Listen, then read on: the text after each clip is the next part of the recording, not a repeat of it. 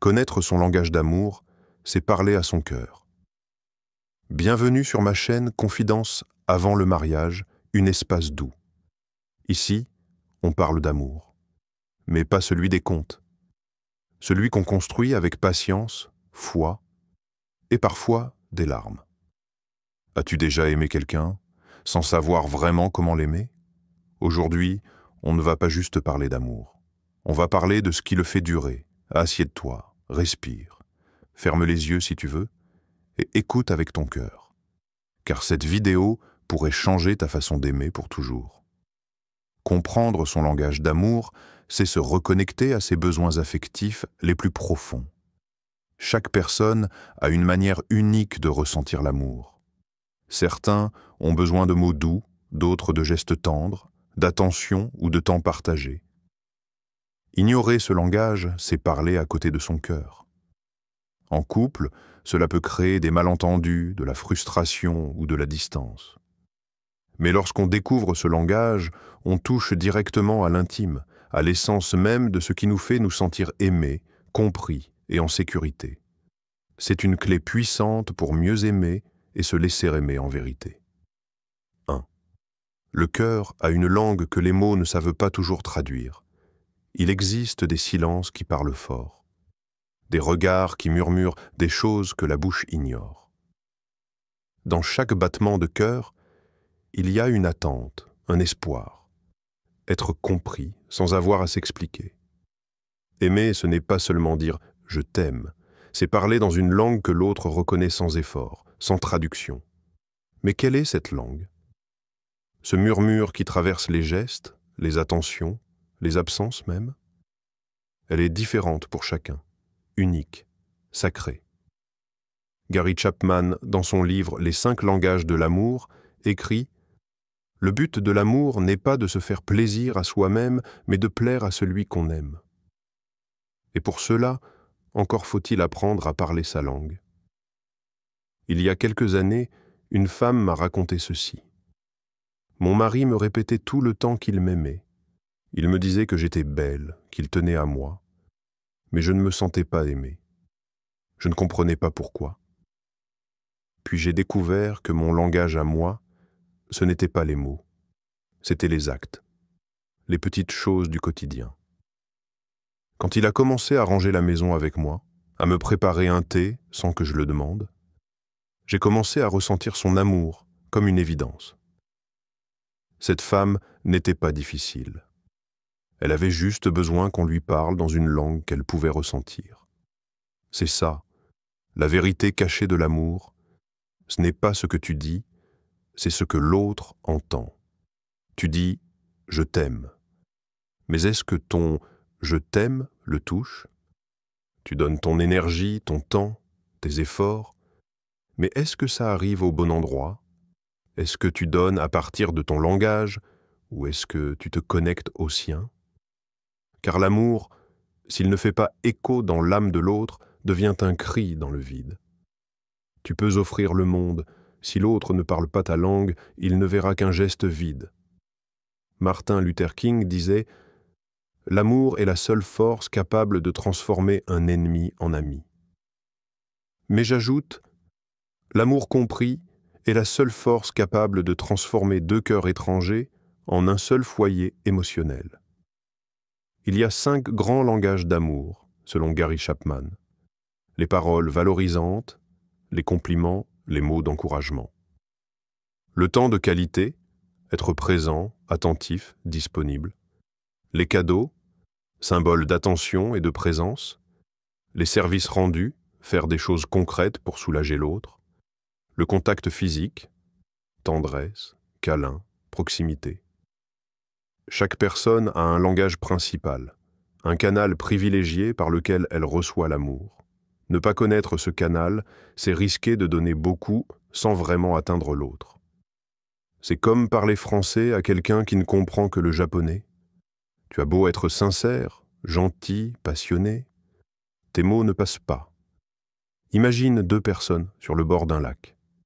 L'une parle et jette des cailloux dans l'eau, espérant créer des vagues qui atteignent l'autre rive. Mais l'autre est de l'autre côté, sans entendre, sans voir, L'eau est calme entre eux. Le lien est invisible. Puis un jour, l'un des deux fait le tour du lac. Il s'approche doucement, apprend à reconnaître la forme du regard de l'autre, la respiration qui se modifie quand il est touché. Et alors, sans bruit, sans forcer, l'amour devient réel, présent, ressenti.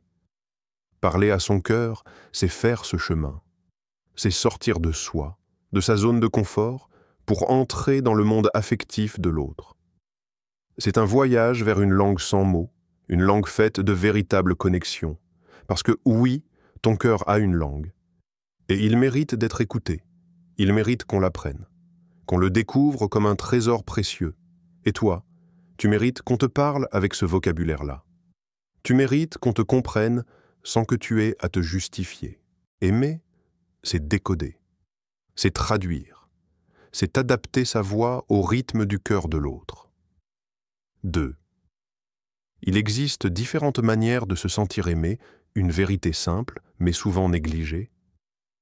Ce qui fait battre ton cœur n'est pas forcément ce qui fait battre celui de l'autre. Et c'est là que beaucoup de relations s'essoufflent. On aime comme on voudrait être aimé, sans se rendre compte que l'autre parle une toute autre langue émotionnelle.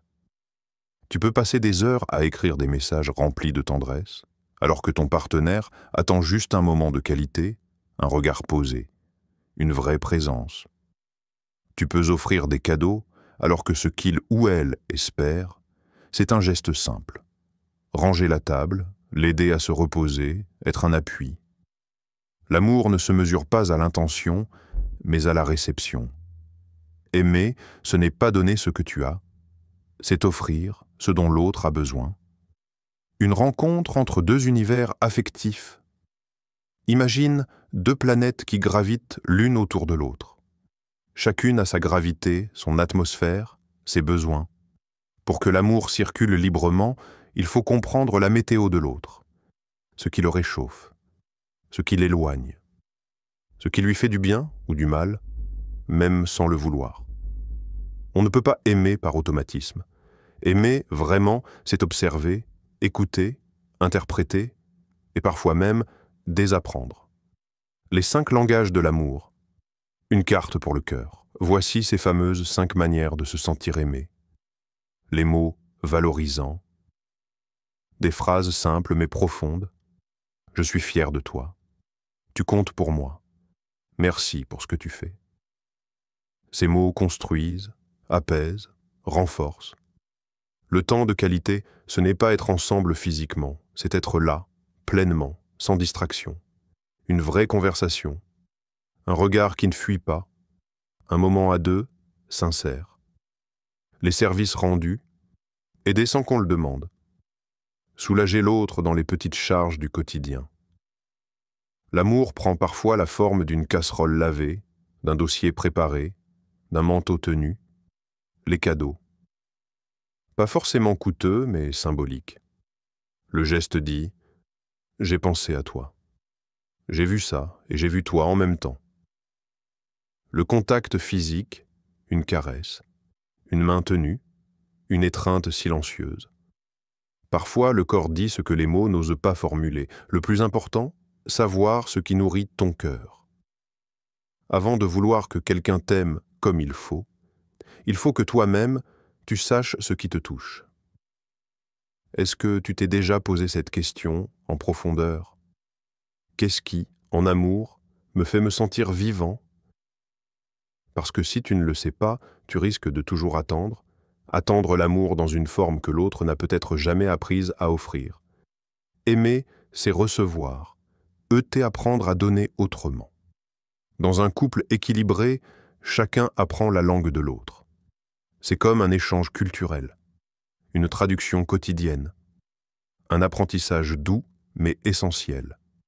Quand tu découvres ce qui parle à l'âme de l'autre, tu ne l'aimes plus de manière automatique. Tu l'aimes consciencieusement. Et c'est là que l'amour devient sacré, nourrissant, évolutif. Nous sommes tous des jardins intérieurs. Certains ont besoin de soleil, d'autres de pluie douce, d'autres encore de silence fertile. Ce qui fait fleurir, l'un peut assécher l'autre.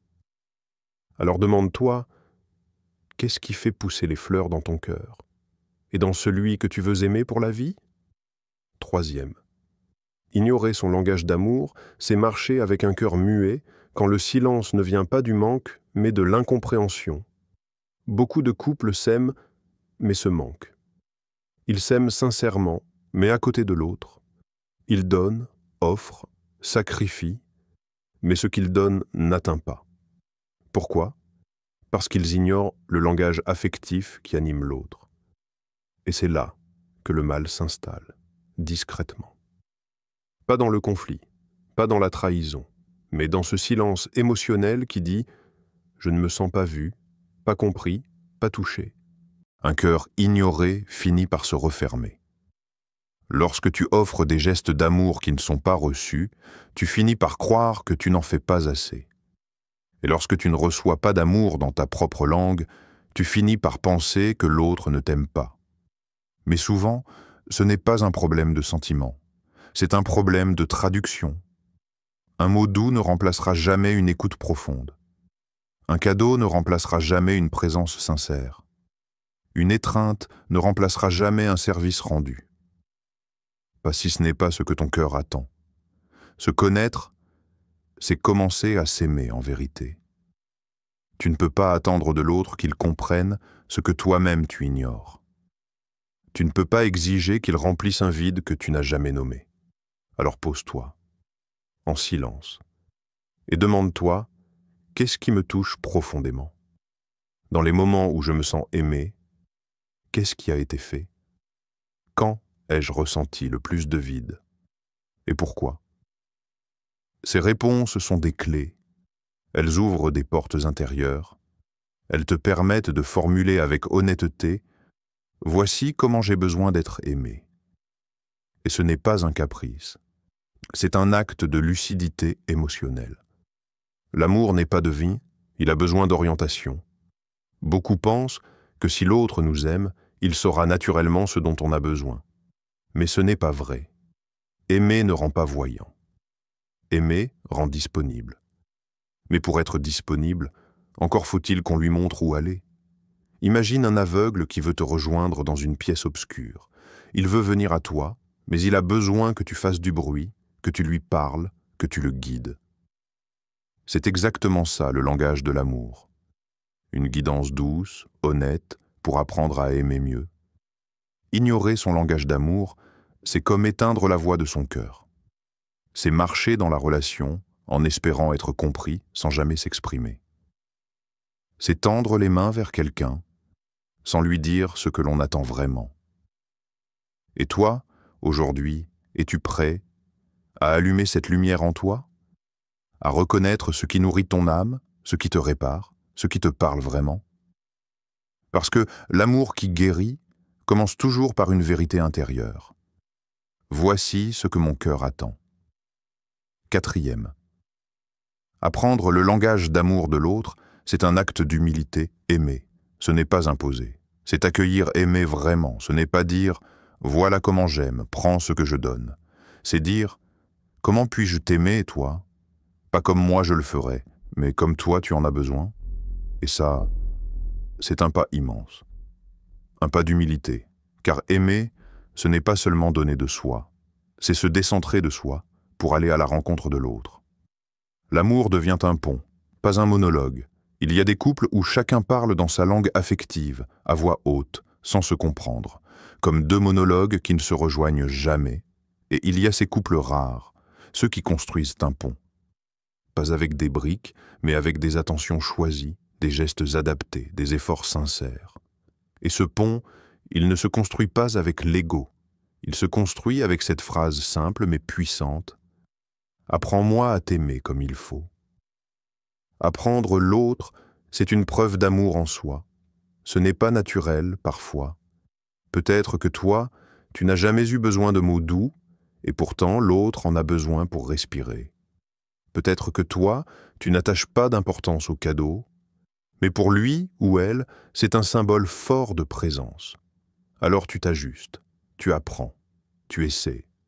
Pas parce que c'est facile, mais parce que tu sais que l'amour ne se mesure pas à ta spontanéité, mais à ton engagement.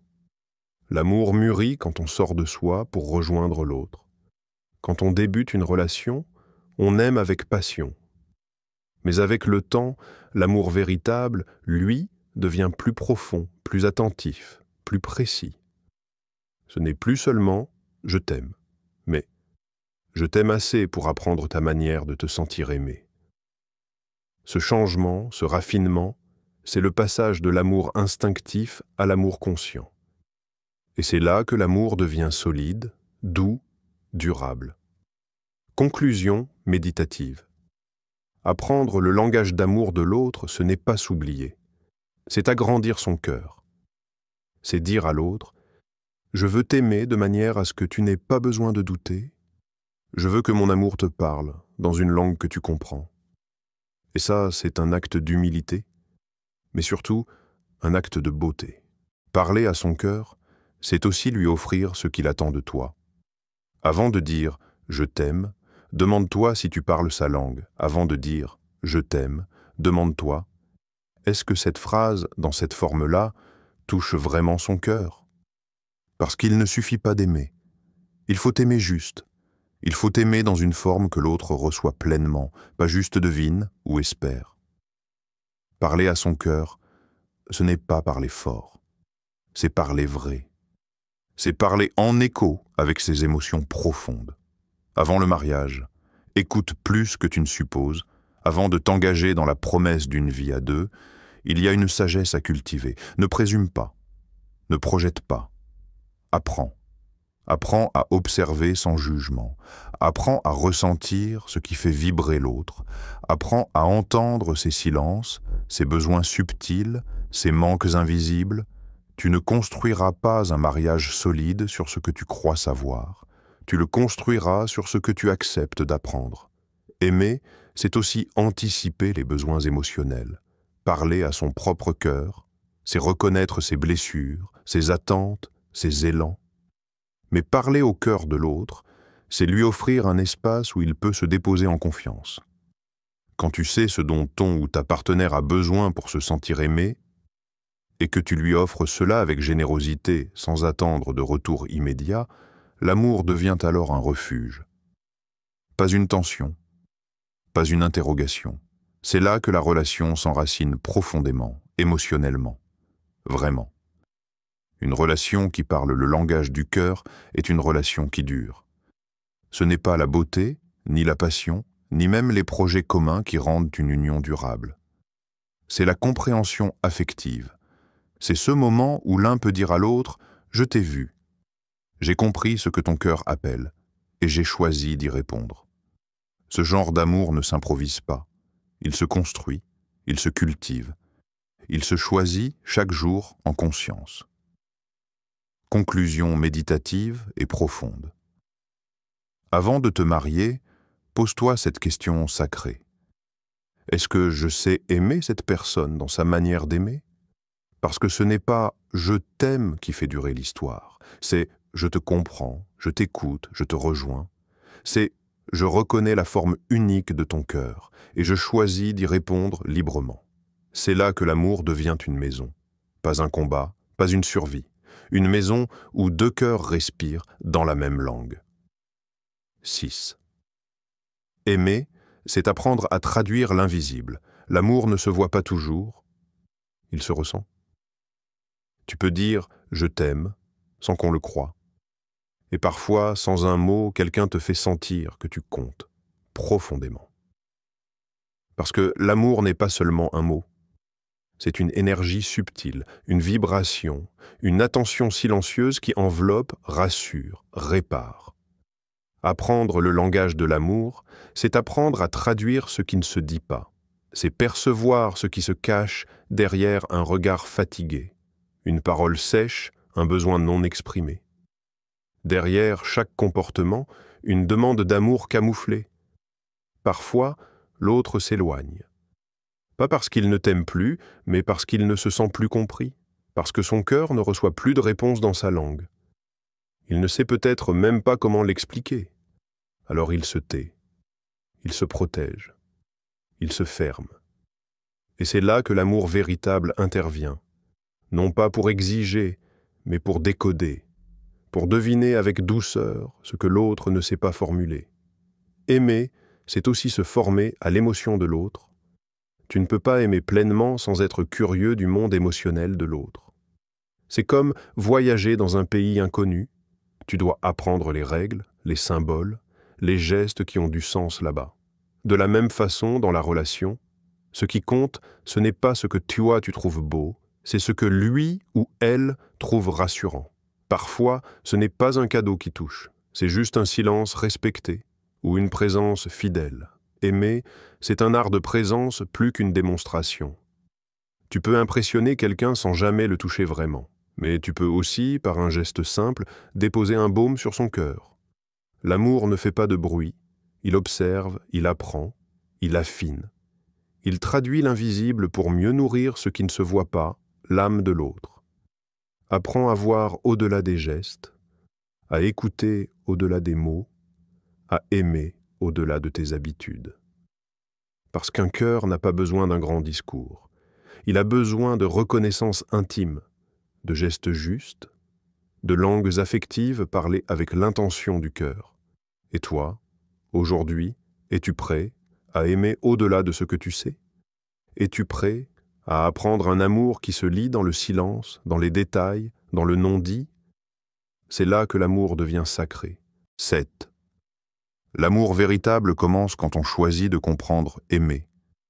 Ce n'est pas ressentir, c'est choisir. L'amour n'est pas seulement un frisson, une attirance ou une envie d'être ensemble. C'est un acte de conscience. C'est ce moment où tu regardes l'autre et tu te dis « Je veux comprendre ton monde. Je veux marcher avec toi, pas juste vers toi. » Comprendre le langage de l'amour de l'autre, ce n'est pas une option romantique. C'est une nécessité affective. Celui qui ne cherche pas à comprendre finit par s'éloigner. Combien de couples se sont perdus, non pas faute d'amour, mais faute de traduction? Ils s'aimaient, mais ne savaient pas comment se le dire. Ils se cherchaient, mais ne parlaient pas la même langue affective. Ils étaient ensemble, mais invisibles l'un pour l'autre. Et l'amour, quand il n'est pas vu, pas entendu, pas ressenti, finit par s'effacer. Connaître, c'est s'instruire de l'autre aimé, ce n'est pas deviner, c'est apprendre, c'est poser des questions, c'est oser dire « dis-moi comment je peux t'aimer mieux ». C'est lire en l'autre comme on lit un livre sacré, avec respect, avec lenteur, avec attention, parce qu'un cœur humain n'est jamais simple. Il est unique, sensible, sacré. Et si tu veux l'aimer, vraiment, tu dois l'honorer. Une relation saine repose sur deux cœurs qui savent s'écouter. Quand chacun connaît son langage d'amour et apprend celui de l'autre, alors l'amour devient un abri, un refuge, un lieu d'ancrage. Il ne dépend plus des circonstances. Il n'est plus fragile face au vent de la vie. Il est enraciné dans la compréhension mutuelle. C'est ça, le début d'un amour qui dure. C'est ça, la préparation intérieure avant le mariage. Connaître ton langage d'amour, c'est apprendre à écouter ton cœur. Connaître celui de l'autre, c'est apprendre à l'aimer avec humilité. Et ensemble, dans cette réciprocité, l'amour devient une danse douce où chacun avance vers l'autre sans s'imposer, où chacun se révèle à travers l'attention qu'il donne. Et toi, avant d'aimer pour toujours, es-tu prêt à apprendre à aimer juste? Parce que l'amour n'est pas seulement un feu qui brûle, c'est une langue qui se parle, une conscience qui s'ouvre, un choix sacré, fait les yeux dans les yeux et le cœur grand ouvert. Merci d'avoir partagé ce moment avec moi. Si cette confidence a touché quelque chose en toi, alors n'oublie pas, tu n'es pas seul sur ce chemin. Prends soin de ton cœur. Il est plus sacré que tu ne le crois. Et rappelle-toi, aimer, c'est aussi apprendre à se réparer. Si tu as écouté jusqu'ici, alors peut-être ton âme avait besoin d'entendre cela. Que ton futur soit rempli de lumière, d'authenticité et d'un amour qui comprend. Partage cette vidéo avec quelqu'un que tu veux aimer mieux. Et abonne-toi, car ici, on continue à déposer nos vérités avant le mariage. À très bientôt pour une nouvelle confidence. En attendant, que que ton cœur reste sincère et que ton amour devienne plus vrai que jamais.